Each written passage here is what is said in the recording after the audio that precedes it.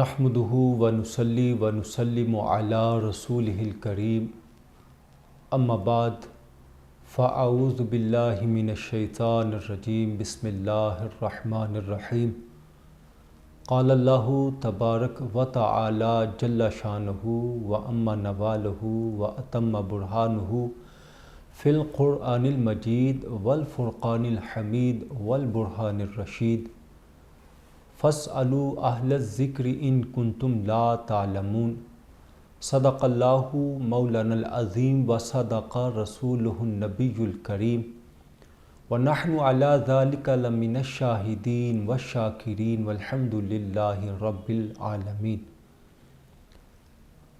السلام علیکم ورحمۃ اللہ وبرکاتہ۔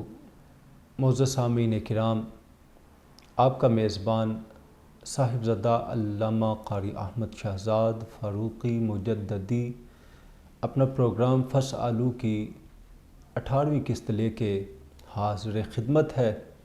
ہمیشہ کی طرح دعا کرتے ہیں کہ اللہ رب العزت میری گفتگو کرنا اور اس کو سماعت کرنا قبول و منظور فرمائے۔ اللہ تعالیٰ میرے اور آپ ہم سب کے حال پہ رحم فرمائے۔ اے خداوندِ دو عالم مالک کون و مکان، اے رحم والے کرم والے شفیق دو جہاں، ہے ثنا خواں ذرہ ذرہ از زمیں تا آسماں، حمد تیری کر سکے کیا خاک کی چٹکی بیاں۔ میرے خالق میرے مالک اے میرے پروردگار، میرے خالق میرے مالک اے میرے پروردگار، جز تیرے کس کو دکھاؤں اپنا قلب داغدار، در پہ تیرے ہاتھ پھیلائے ہوئے آیا ہوں میں، چند آنسو چند آہیں نظر کو لایا ہوں میں۔ تو بڑا ستار ہے غفار ہے رحمان ہے، یا اللہ تو بڑا ستار ہے غفار ہے رحمان ہے، دہر کا ہر ذرہ تیرا تابع فرمان ہے۔ معزز سامعین کرام، حضرت مولانا روم رحمۃ اللہ علیہ اپنی حکایات میں ایک حقائق بیان کرتے ہیں۔ آپ فرماتے ہیں کہ ایک شیر تھا، اسے بھوک کی طلب ہوئی تو وہ اپنا شکار کرنے کے لیے جنگل کی طرف نکلا ہوا تھا، اور وہ جنگل کا بادشاہ تھا۔ تو مولانا روم رحمۃ اللہ علیہ اپنی حقائق میں بتاتے ہیں کہ وہ شیر جب اپنی بھوک کو ختم کرنے کے لیے نکلا، اپنا شکار تلاش کرنے اس کی جستجو میں لگ گیا، تو وہ شیر ایک عجیب منظر دیکھتا ہے۔ وہ دیکھتا ہے کہ بکریوں کا ایک ریوڑ ہے جو کہ تالاب کے قریب پانی پی رہی ہیں، اور کچھ بکریاں چارہ چر رہی ہیں، گھاس کھا رہی ہیں۔ تو شیر جس کو بڑی بھوک لگی ہوئی تھی اور وہ اپنی بھوک کو ختم کرنے کے لیے اپنے شکار کی تلاش میں نکلا تھا، اس نے ایک عجیب منظر دیکھا کہ ان بکریوں کے ریوڑ میں ایک شیر کا بچہ بھی ہے۔ وہ شیر کو اپنی بھوک بھول گئی اور بڑا حیران ہوا۔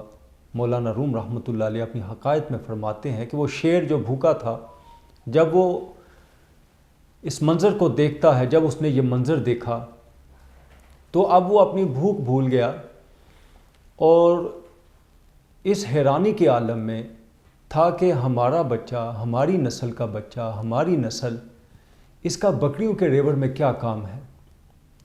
اب شیر نے بکریوں کو اپنا شکار بنانے کی بجائے اس نے یہ ارادہ کیا کہ وہ ان بکریوں کے ریوڑ میں جو شیر کا بچہ ہے اس کو پکڑوں گا اور پوچھوں گا کہ تمہارا ان بکریوں کے ریوڑ میں کیا کام ہے، تم تو شیر کے بچے ہو، تم شیر ہو، تم تو آنے والے وقت میں اس جنگل کے بادشاہ بننے والے ہو، تمہارا ان بکریوں کے ساتھ کیا تعلق، کیا واسطہ۔ تو مولانا روم رحمۃ اللہ علیہ فرماتے ہیں کہ شیر بڑی حکمت کے ساتھ ان بکریوں کے ریوڑ کے قریب پہنچا، تو جیسے ہی شیر نے اپنا آپ بکریوں پر ظاہر کیا تو بکریوں کے ریوڑ میں جو بکریاں تھیں انہوں نے بھاگنا شروع کر دیا۔ ظاہری بات ہے انہوں نے اپنی جان بچانے کے لیے انہیں لگا کہ شیر ہمارا شکار کرنے کے لیے آیا ہے، تو بکریاں بھاگی ہیں۔ تو وہ بکریوں کے درمیان وہ جو شیر کا چھوٹا بچہ تھا وہ بھی بھاگنے لگ گیا۔ تو شیر بڑا حیران ہوا کہ اس کی چال ڈھال انداز ہر چیز یہ تو بکریوں کی طرح ہو گیا ہے، حالانکہ یہ تو ہمارا بچہ ہے، یہ تو شیر کا بچہ ہے۔ تو خیر اس شیر نے بڑی حکمت کے ساتھ اپنے اس بچے کو پکڑ لیا اور اس کو اپنے دانتوں میں چبا کے اس کو سائیڈ پہ لے گیا اور اس کے سامنے دھاڑیں ماری اور اسے بتایا کہ میں شیر ہوں اور تم ہماری نسل میں سے ہو، تم بھی شیر ہو، گو کہ تم ابھی بچے ہو لیکن ہو تو شیر کے بچے۔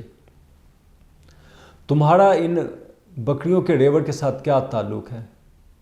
تم ان میں کیا کام کر رہے ہو؟ تم ان میں کیوں ہو؟ تمہارے ہونے کی کیا وجہ ہے؟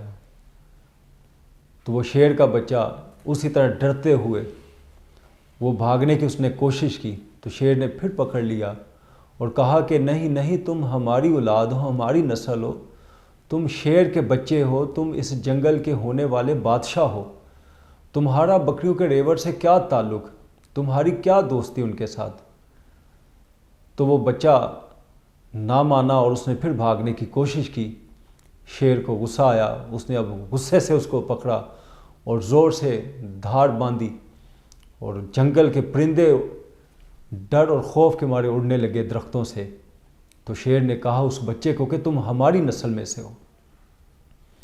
خیر اس کو پکڑ کے مولانا روم رحمۃ اللہ علیہ فرماتے ہیں کہ اس شیر نے اس بچے کو، جو کہ شیر ہی کا بچہ تھا، اس کو پکڑا، اس کے کانوں سے دانتوں میں دبوچا اور قریب میں جو ندی تھی اس کے قریب لے گیا اور اپنے اس بچے کو کہا کہ غور سے دیکھو، تمہاری آنکھیں کس کے آنکھوں جیسی ہیں؟ دیکھو، غور سے دیکھو، تمہارے دانت کس کے دانتوں کی طرح ہیں؟ تمہارے نقوش کس کے نقوش کے ساتھ ملتے ہیں؟ دیکھو تمہارا انداز، تمہارا رنگ، تمہارا روپ بالکل میری طرح ہے۔ تو اس بچے کو پھر احساس ہوا کہ میں بکری کا بچہ نہیں، میں تو بلکہ شیر کا بچہ ہوں۔ معزز سامعین کرام، پھر اس نے بھی شیر کی طرح دھاڑنا شروع کر دیا۔ اسی طرح مولانا روم رحمۃ اللہ علیہ اس حقائق سے ہمیں یہ سبق دیتے ہیں کہ ہم اشرف المخلوقات ہیں، ہم اللہ رب العزت کی مخلوق میں سب سے افضل اور بہترین مخلوق ہیں۔ اللہ رب العزت نے انسان کو بڑے چاؤ کے ساتھ، بڑی چاہتوں کے ساتھ اور بڑے اپنے کمال کے ساتھ پیدا کیا اور پھر اس کو تمام مخلوقات میں اشرف المخلوقات ہونے کا درجہ دے دیا۔ صرف اتنا نہیں بلکہ اپنی نیابت اور خلافت کا تاج بھی انسان کے سر پہ سجا کے اس کو دنیا کی آزمائشوں میں بھیج دیا اور کہہ دیا کہ جو میرے قرآن اور جو میرے رسول صلی اللہ علیہ وآلہ وسلم کی شریعت کے مطابق چلے گا، میں اللہ اس کے اعمال کو، اس کی جان کو، اس کی ہر ادا کو جنت اور اپنی رضا کے بدلے خرید لوں گا، اور جو ان کی پیروی نہیں کرے گا مجھے اس کی کوئی پرواہ نہیں۔ معزز سامعین کرام، رسول مکرم صلی اللہ علیہ وآلہ وسلم ہمارے بہترین آئیڈیل ہیں اور ہونے بھی چاہیے، کیونکہ وہ اللہ کے محبوب ہیں، اور اللہ رب العزت نے جو بہترین اوصاف کسی میں ہونے چاہیے تو رسول مکرم صلی اللہ علیہ وآلہ وسلم کی پاکیزہ ذات میں ڈال دیے۔ اس لیے اللہ تعالیٰ نے فرمایا کہ لَقَدْ كَانَ لَكُمْ فِي رَسُولِ اللَّهِ أُسْوَةٌ حَسَنَةٌ، کہ بے شک تحقیق کہ رسول مکرم کی ذات میں تمہارے لیے بہترین نمونہ ہے۔ جو رسول اللہ صلی اللہ علیہ وسلم کی ظاہری اور باطنی اعمال کا، آپ کی کردار کا جو فالو ہوگا، جو پیروی کرے گا، اللہ تعالیٰ اس پہ اتنا اپنا کرم اور فضل فرمائے گا۔ معزز سامعین کرام، آج ہم نمازیں تو بڑے شوق سے پڑھتے ہیں لیکن بھول چکے ہیں کہ امانت میں خیانت نہ کرنا یہ ہمارے رسول مکرم صلی اللہ علیہ وسلم کا فرمان ہے۔ آج ہم تسبیحاں تو بڑی کرتے ہیں اپنے آپ کو مطمئن کرنے کے لیے، لیکن جیسے ہی ہمیں موقع ملتا ہے تو ہم اپنی خالص چیزوں میں ملاوٹ کرنا شروع کر دیتے ہیں، جیسا کہ رسول مکرم صلی اللہ علیہ وآلہ وسلم نے فرمایا من غش فلیس منا، کہ جس نے ملاوٹ کی وہ ہم میں سے نہیں۔ معزز سامعین کرام، آج ہم اپنے ظاہر لباس سے، معاملات سے، اپنی اپیئرنس سے تو یہ بتاتے ہیں کہ ہم بہت اچھے مسلمان ہیں، لیکن جب سچی گواہی دینے کا وقت آتا ہے تو ہم ڈر جاتے ہیں، ہم سچی گواہی نہیں دیتے، جبکہ رسول مکرم صلی اللہ علیہ وآلہ وسلم نے فرمایا کہ میرا بہترین امتی وہ ہے جو سچ بولے اور ہمیشہ سچی گواہی دے، خواہ وہ اپنے سگے باپ کے خلاف ہی کیوں نہ جاتی ہو۔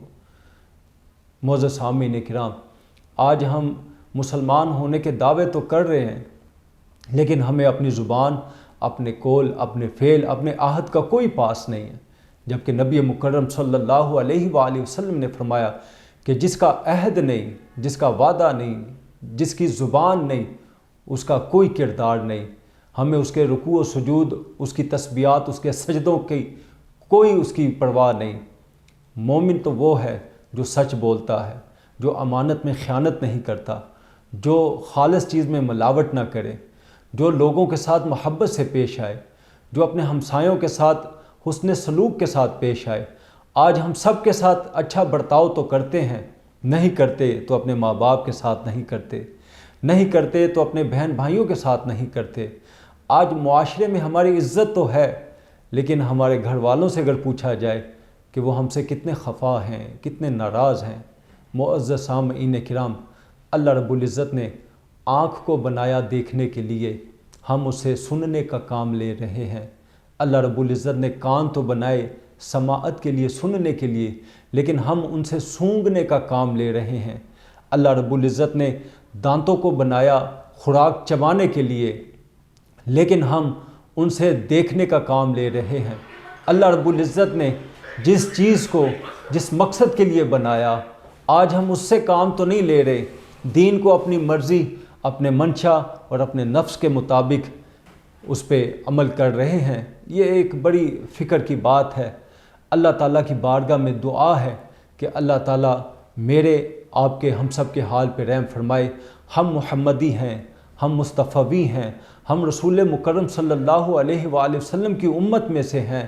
رسول مکرم صلی اللہ علیہ وآلہ وسلم نبیوں کے سردار، ہم ساری امتوں کے سردار، لیکن ہمیں اپنے قول، فعل، اپنے معاملات سے بتانا پڑے گا کہ ہاں ہم ہی مصطفی ہیں، ہاں ہم ہی رسول مکرم صلی اللہ علیہ وسلم کی امت میں سے ہیں۔ آج سے عہد کرتے ہیں کہ ہم آئندہ سے جھوٹ نہیں بولیں گے، امانت میں خیانت نہیں کریں گے۔ اگر ہم سے کوئی مشورہ مانگے گا تو بالکل اللہ کی رضا کے لیے صحیح اس کو مشورہ دیں گے۔ آج ہم سے کوئی اگر قرض مانگے گا تو ہم ان کی مالی طور پہ ضرور مدد کریں گے، اور اگر کسی سے قرض لیں گے اس نیت کے ساتھ کہ میں اس کو ضرور واپس کروں گا۔